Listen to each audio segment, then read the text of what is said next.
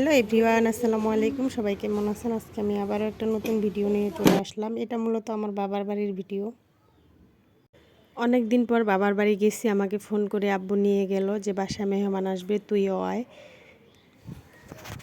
আমি আবার বাসা যাই বলতেছি যে তোমাদের মেহমান আসবে, তা আমার কাছে কি, তোমাদের মেহমান আসবে তোমরা রান্না বান্না করবা, খাবা, খাওয়াবা। তো আমার দাদি বলতেছে আমাদের কি অনেকগুলা জামাই, আমাদের তো একটা নাচ জামাই। এক কথায় আমার হাজব্যান্ড বলতে ওরা পাগল। ওকে অনেক সম্মান করে, অনেক ভালোবাসে, আর ও ওই সম্মানটা রাখার চেষ্টা করে।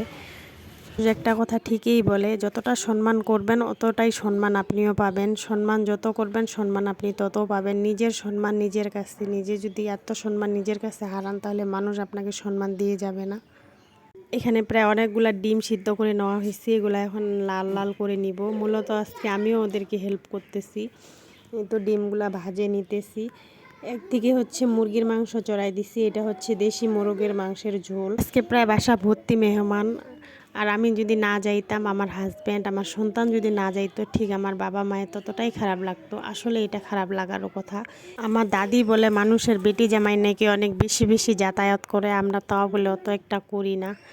যাই হোক, এই তো রান্না করা কমপ্লিট হয়ে গেল। মুরগির মাংস রান্না শেষ। আজকে সবাই বাসায় কাজ করতেছি, কেউ বসে নেই। আজকে আমার ফুপু আসছে, আমার ফুপু এদিক দিয়ে পিঠা বানাবে, এই জন্য ডোটা চুলায় ভালোভাবে, যেটাকে খুমির বলা হয়, এটা ভালোভাবে তৈরি করে নিতেছে। আমার ফুপু কিন্তু অনেক কামের, আমার ফুপু কাজ দেখলে বসে থাকতে পারে না। এই যে কি সুন্দরভাবে ডোটা তৈরি করে নিতেছে। এখন আমার ফুপু এদিক দিয়ে পিঠা বানাবে, আমি একটু ভিডিও ক্লিপস নিতেছি। এই পিঠাটা যারা গ্রামে থাকেন তারাই চিনতে পারবেন, অনেকে এই পিঠা চিনে না। এটাকে গ্রামীয় ভাষায় নুনহাস পিঠা বলা হয়, আবার কেউ কেউ কেউ গ্লাস দিয়ে কাটে দেখে এটাকে গ্লাস পিঠা বলে থাকে। কিন্তু পিঠাটা গরুর মাংসের ঝোল দিয়ে খাইতে অনেক মজা। এই যে আমার ফুপু কতগুলা ডো বানায় নিছে, এটা হচ্ছে এখন গ্লাস দিয়ে কাটে কাটে একটা কুলার সাহায্যে এইভাবে মেলায় দিচ্ছে, কারণ ভাজতে একটু সময় লাগবে, না হলে একটার সাথে আরেকটা লাগে যাবে। পিঠাটা আমার অনেক পছন্দের পিঠা, এই কারণে আমি যখনই বাসায় যাই ওরা আমাকে তখনই এই পিঠা বানায় খাওয়ার চেষ্টা করে।